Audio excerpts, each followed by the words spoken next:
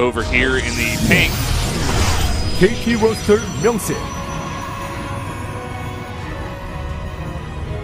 There he is. There he is.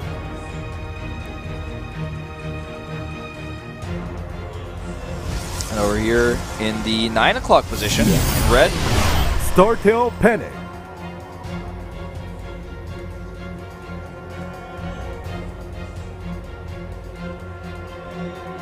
All right, so obviously this map has, I think it has, if I'm not mistaken, it originally had 5 spawning locations. It was changed to 3.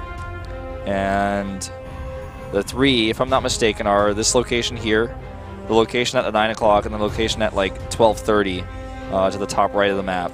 Yeah.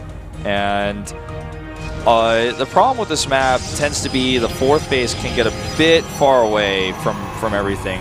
Looking at, for example, Panic's position, if he wants to take a 4th base, he kind of has to go up that ridge. It's a bit far away.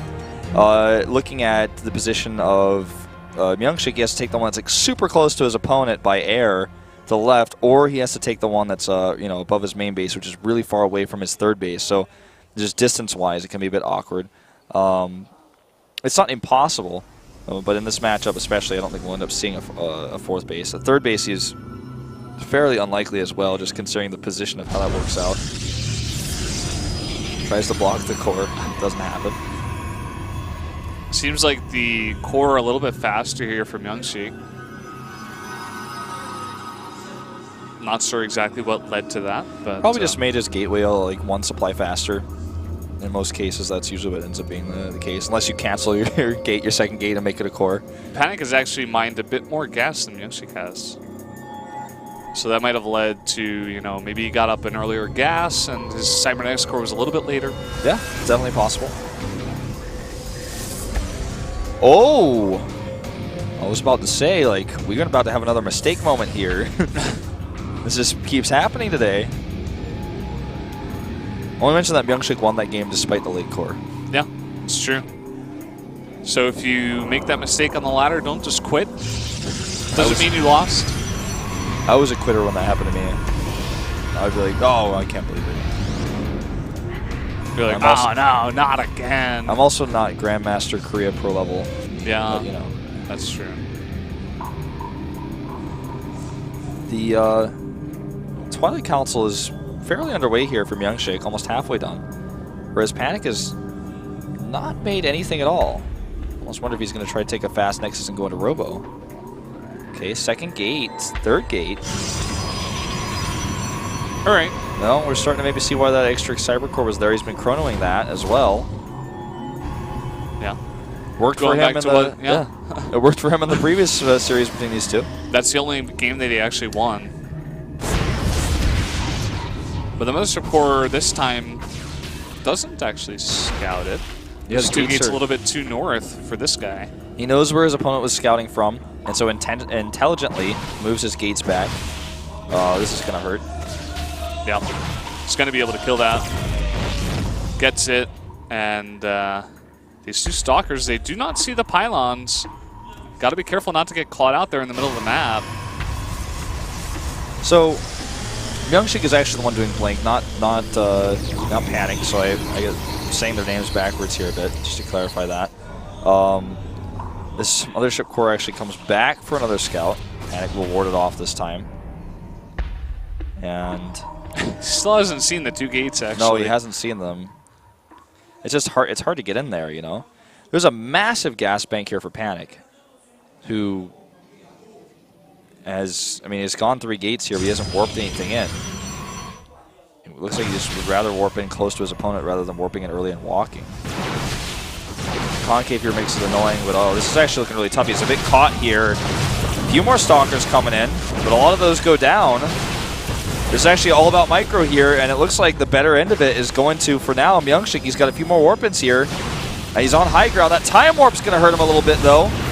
Time warp really, really good, but there's 3 more Stalkers that just popped out. They're going to do a lot of damage. And his Mothership Core's home, too. Yep, comes home. He needs a time warp, but he's just going to lose it. Oh, he just loses it without using it at all. This is actually anybody's game, but Blink is done. Probe trying its best to fight as well. More Warpins here. He holds his ground. Actually looks so sick when a pro's beam like actually chases the blinking stalker. Oh, it was awesome. Gets his own Twilight Council. I'm not sure if he's going to last that long. His own stalkers are being chased now by Blink. Yeah, and they can't blink. There's also a counter pylon on the other side of the map too, where you can continue to warp in and counterattack. Yep, he doesn't even need Immortals. He can just go for the attack. Could alternatively make a Nexus. Yeah. I think he's going to poke and then make a Nexus. I don't think he's actually going to commit to an all-in here. Or not an all-in, but like an aggressive attack that could actually be ill-fated, especially with these sentries here. Let's see, though. Once he gets high ground vision. You know, these Zealots going to be pretty annoying. He's going to have to force a warp in back here. Needs a sentry, force field. Ooh, that was not the right one. Well, squashes that one Zealot and is going to go down. No losses to any probes. Losing some mining time, especially on the gas, though. Yeah. All right. This map reminds me of Iron Squid. Sick tournament. Is that a squid or an octopus? It is an octopus. Okay. Pretty sure. But it just reminds me of Iron Squid, that's all I'm saying. Yeah. Because, like, squid and octopi, you know, cephalopods. Yeah. I'm not a big fan of eating them. They're my friends. Not because I'm, like, vegetarian for fish or anything, just because, like, I don't like fish. You know, octopi are very smart. Can actually escape from a lot of different situations. Look at their heads, man. It's gigantic. Yeah. Look at Squidward, man. He can play the clarinet. That well said. I can't play the clarinet. My sister did once in high school. This is a bit of an aggressive poke here. Yeah. Not really going to get anything done. I mean, not like any permanent damage. He's going to be careful because his opponent's got Blink too. If he thinks he's going to snipe these sentries, he's actually find a big mistake. Sentry for a Stalker, not too bad there. Always got to be careful though. Yeah. And finally the robotics tech comes out of Panic, just gets dropped down there. Whereas MyuNgSiK has had it for a while. He's just now going to make that first Immortal. Yeah. And he's also getting a Bay. He's going to have Colossi out first. Resistance on this map is like pretty huge. This map is basically like the new Alterzime. In a way, like its size-wise. Yeah. It's not a 4-player map, so at least I like that more. I'm much more okay with 3-player maps. Pylon's eventually going to die there. Yeah. Forge coming up. Sentries and the Mothership Core aren't doing damage too quickly. We're going to see a follow-up push coming out of MyuNgSiK here, and I'm not sure if Panic's going to be able to hold it off. His tech is so far behind. We're seeing the first Colossi about to pop out here. Let's see if he actually gets the scout on. Did he actually see that RoboBay? Yeah, he did. Okay. He saw it. Flying against a lot of vision. Yeah. Barely able to see that. What was that cancel on the Forge? It was the Forge, He's like, oh my god, I need to chrono boost everything I have on these Immortals. It's actually not mining gas. Interestingly enough, I think he's going to need that. I mean, the situation here is pretty dire, obviously. I mean, this is a lot of firepower coming his way. This engagement is something that he can kind of manipulate using the high ground. Yeah. And he's so confident. He's got all these units pouring across the map at the same time. Like, if that's all Panic's got, he's like, well, I can just trade this and I'll be totally fine. Nexus Cannon could be a problem here because he doesn't have a lot of burst damage. He's going to have to fight the army first if he wants to fight it. And I think he's actually just going to wait for his second Colossus to walk across the map. Did he even make a second one, actually? Every time I get confused about this, the wrong tab comes up and I won't know if he started one or not. He's trying to bully his way over here and target down some of these units, just ignoring the Nexus Cannon. He's got 2 time warps. There goes one. A restarted Nexus Cannon out of Panic, but it doesn't look like it's going to be enough. That Colossus is being focused down by the cannon, but it's doing so much damage in the bag. Yeah, it's just doing so much damage too quickly.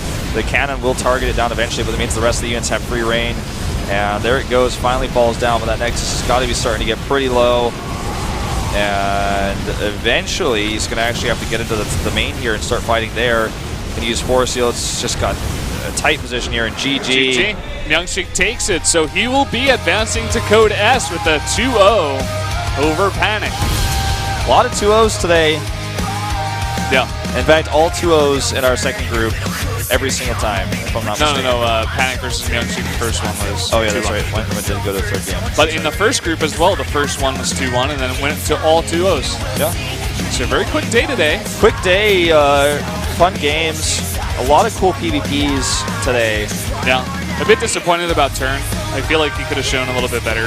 I just feel like he was a bit off his game. Like, that's definitely not the way he plays all the time. Yeah, Turn definitely has got some work to do on that in that regard. Yeah. But we're gonna go ahead and take a look at our results for today, and show you guys exactly what happened. MyuNgSiK was able to beat Panic earlier. DRG beats Turn, and I'm just making sure this overlay is correct.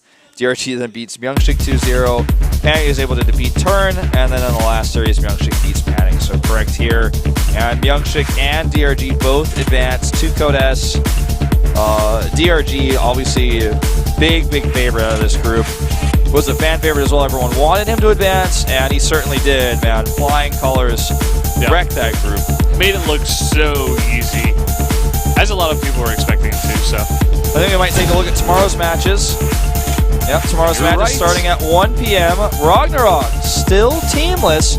Ironic as it is, goes up against Deer, who also finds himself teamless in that very first match. And then we've got Dark and Billowy. yeah, So a good group there to start things off. And then in the evening, we'll be having Hydra from CGNtis facing up against Cure. Rain versus Impact from Axiom Acer. Or I keep saying Axiom Acer, but just Axiom. yeah. As they're no longer partnered, but were once partnered in the GSTL. Awesome matches tomorrow. I'm really looking forward to those, actually. A bunch of big names, a lot of known players, and should be good. Should be awesome. Definitely tune in, tell your friends. Yeah. We'll be here, both of us, tomorrow, starting at 1 p.m. Korean Standard Time, 5 hours earlier than the second broadcast started here today. See you then.